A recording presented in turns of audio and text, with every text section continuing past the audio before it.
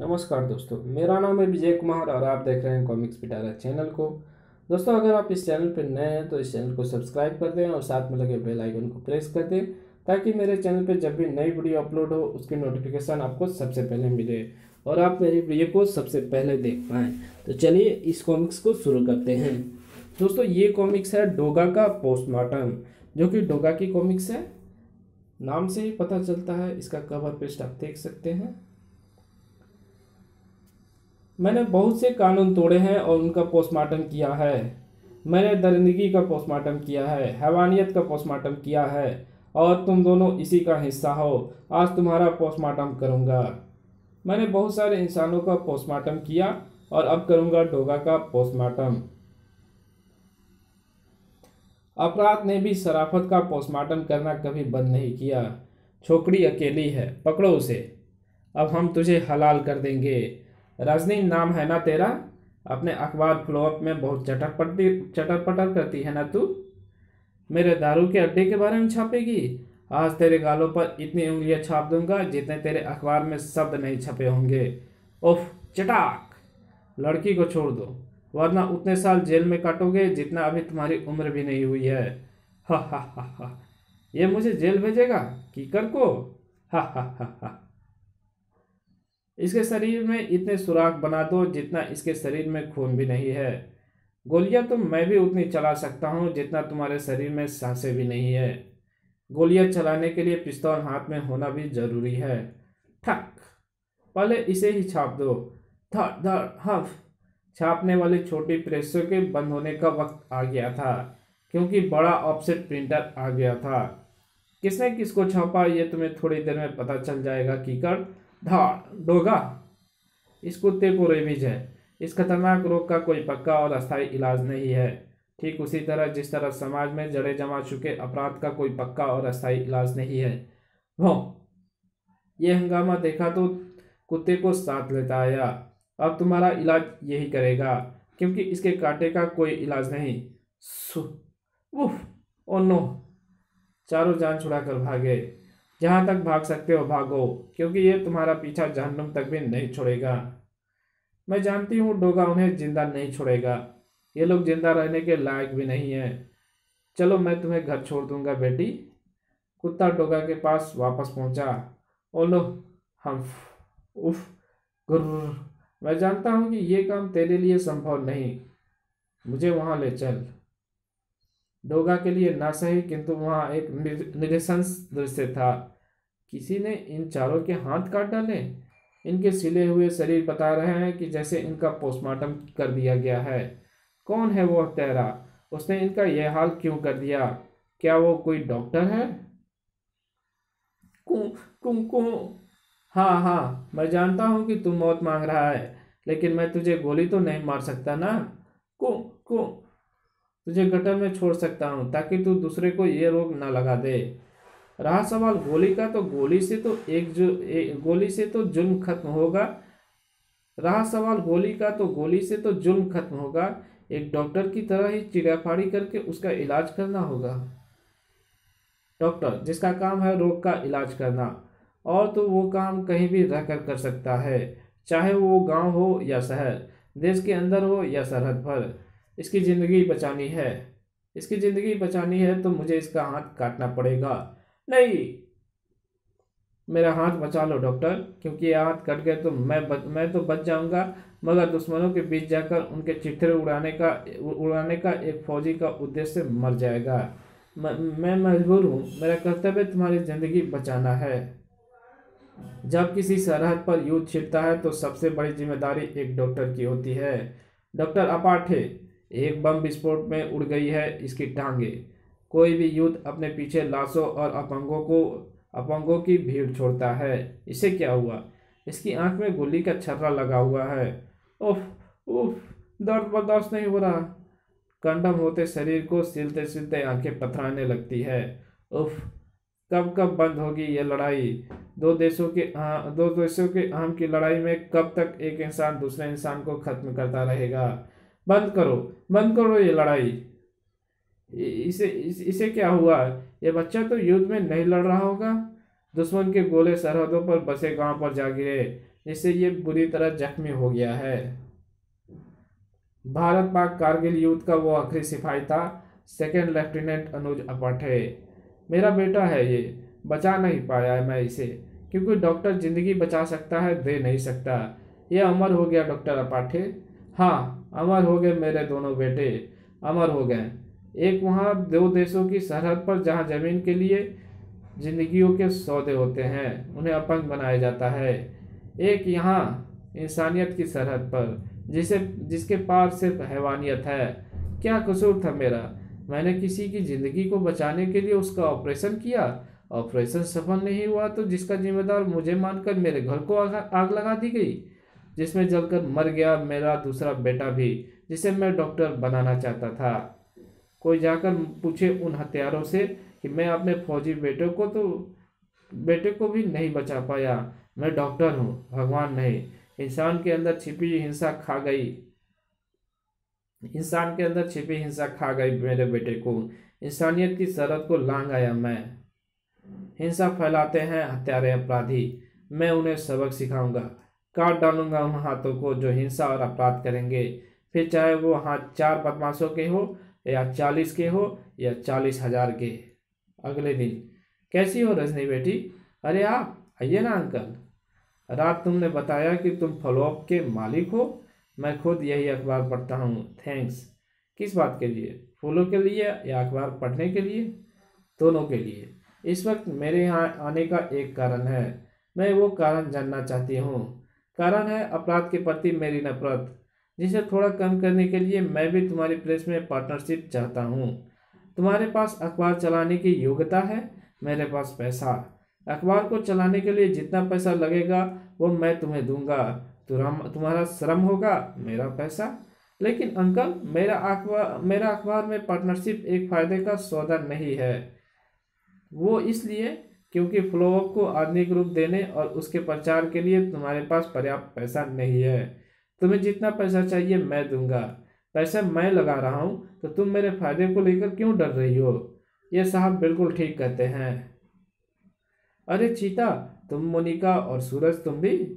मुझे तुमसे शिकायत है रजनी, तुम्हारे साथ रात ऐसा हादसा हो गया और तुमने हमें बताया भी नहीं। सुबह चीता भैया ने आपको फोन किया, तब आपने उन्हें बताया। हादसा तो ठीक है, पर बात मामूली ही थी। स्वामी अंकल ने एन वक्त पर मेरी मदद की। गलत मदद तो डोगा ने की थी। अगर मैं इस हादसे के बारे में एकदम से चीता को बताता तो रजनी को मुझ पर शक हो सकता था।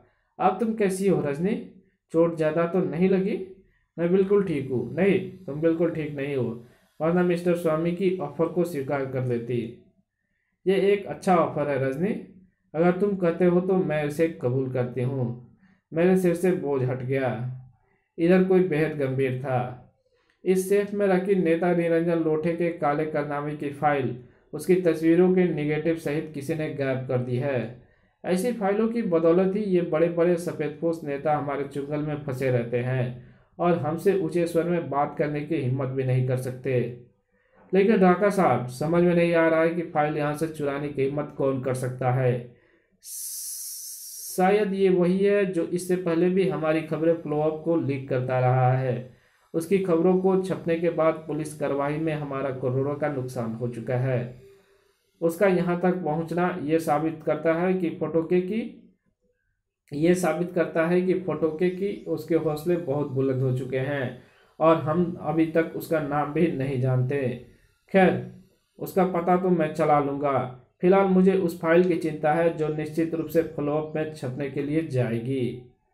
निरंजन लोठे मेयर के पद का प्रबल दावेदार है और ये चुनाव कल होने वाला है। लेकिन अगर वो फाइल फ्लोअप में छप गई तो एक भी आदमी लोठे को वोट नहीं देगा और लोठे हमारी फजीहत उतार देगा। फाइल्स के पन्ने फैक्स हो चुके थे। Good, very good. Mixer x ने इस बार शानदार काम किया है।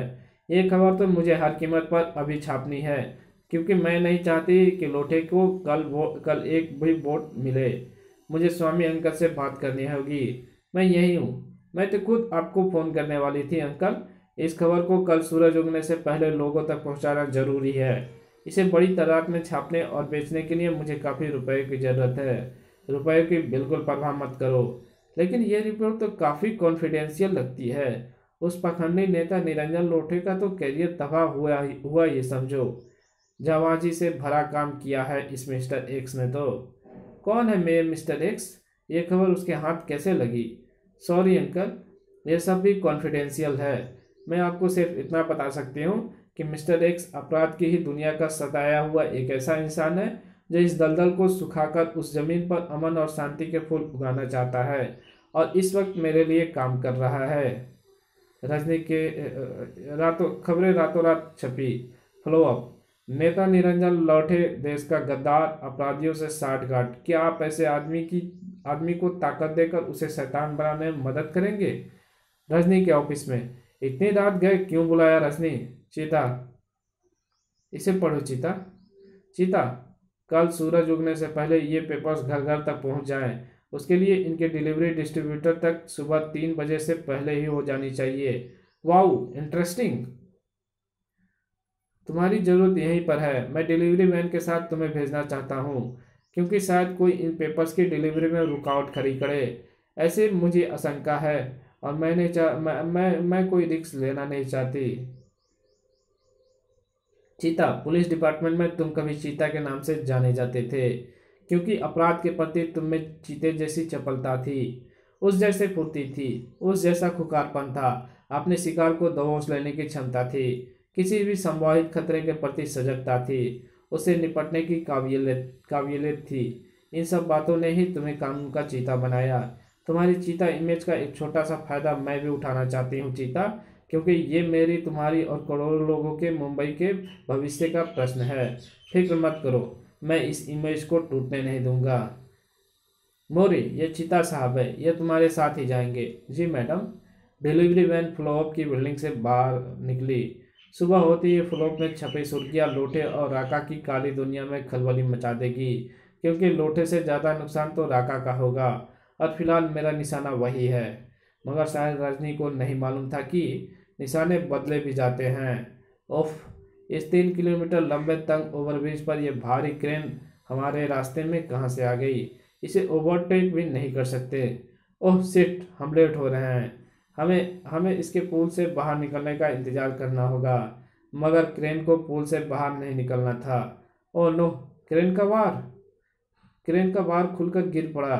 अपनी वैन को उससे टकराने से बचाओ। क्रिंच। मोरे के पास स्टीयरिंग घुमा देने के अलावा और कोई चारा नहीं था। क्रिंच। लेकिन मुसीबत वहां भी तैयार थी। ब्रेक लगाओ।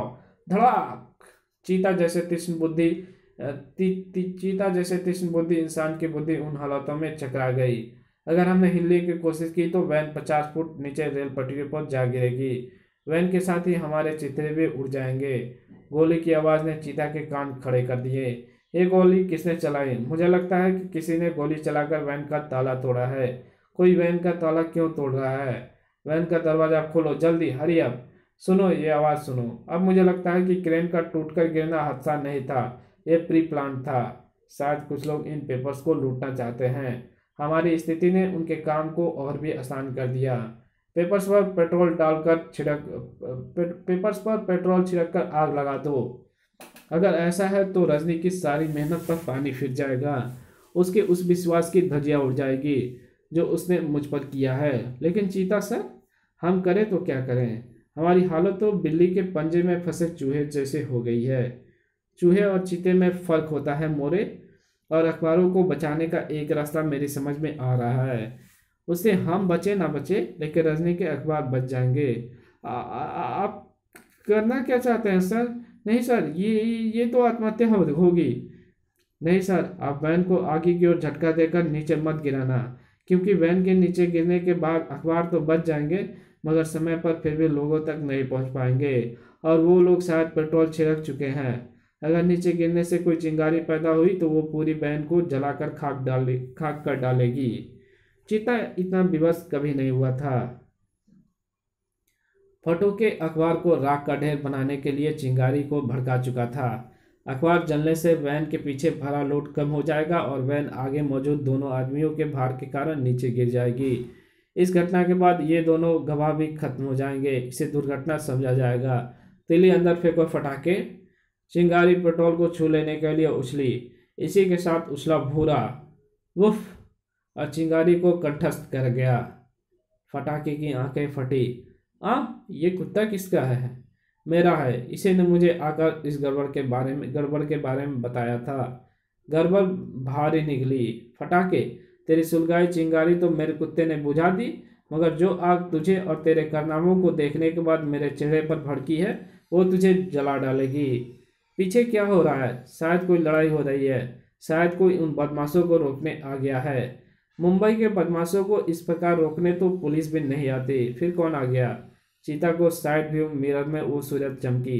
ये तो डोगा है। ओह, अब हमारे और अखबार के बचने की सूरत निकल आई है। डोगा की लात खाकर वो बदमाश सीधा वैन पर उछला, जिससे वैन का बैलेंस बुरी तरह से खराब हुआ। उफ, वैन नीचे गिर रहा है। डोगा को वैन भी बचाना था।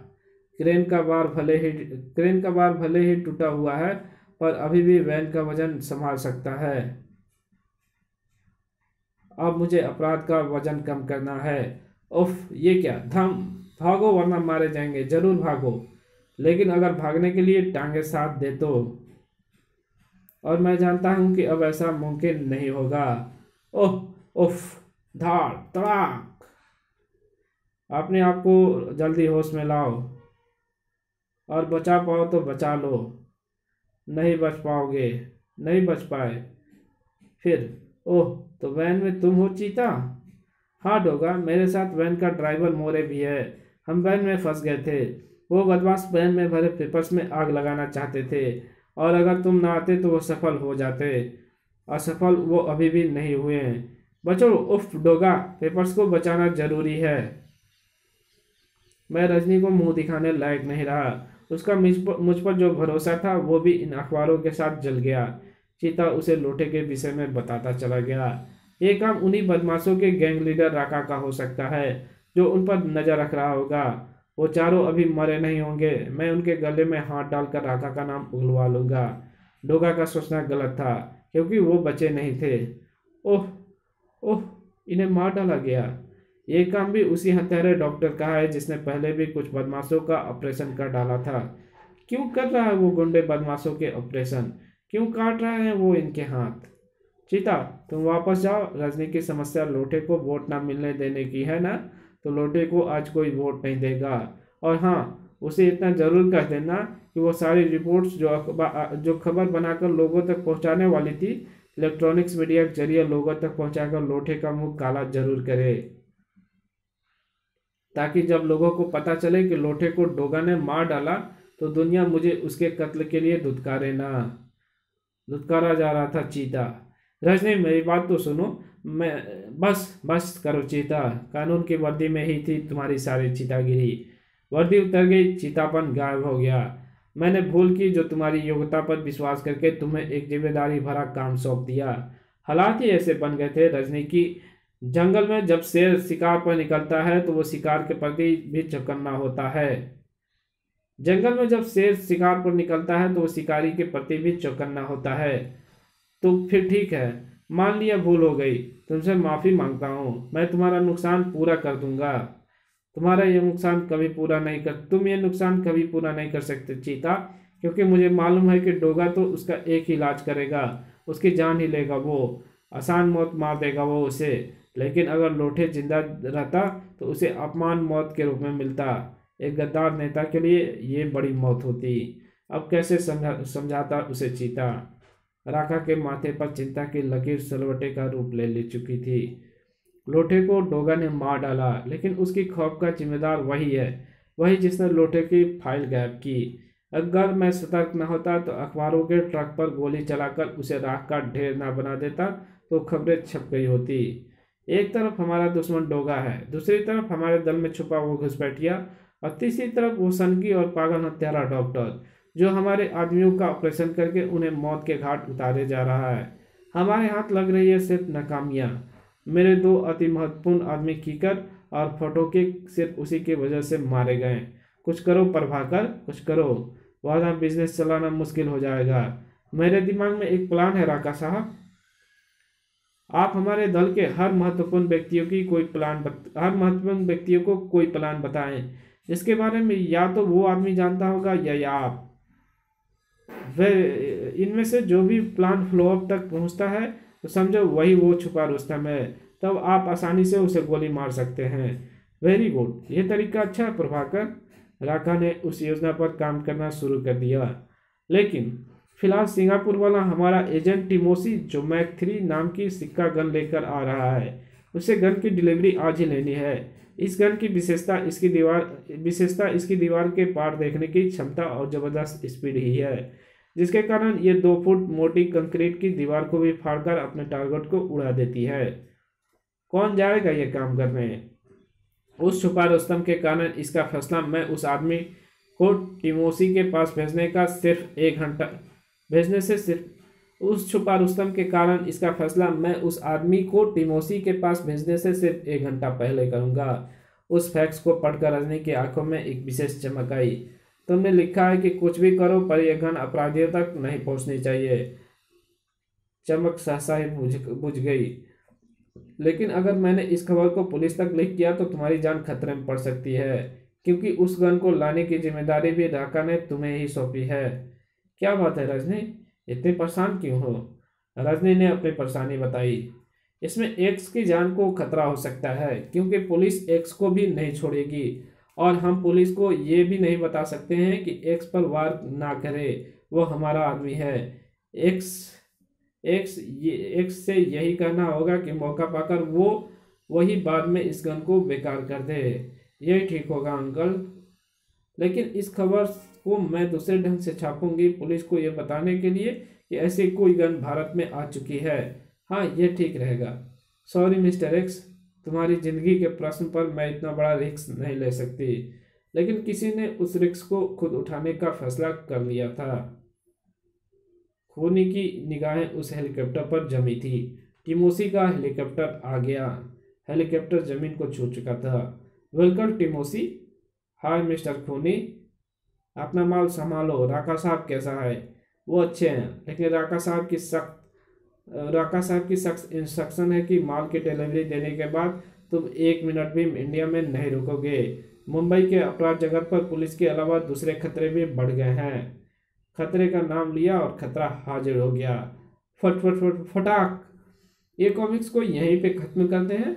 मैं इसका दूसरा पार्ट ये अगले वीडियो में रिलीज करूंगा, जो कि इसी चैनल पे आएगी। तो मिलते हैं इसके दूसरे पार्ट में। तब तक के लिए बाय।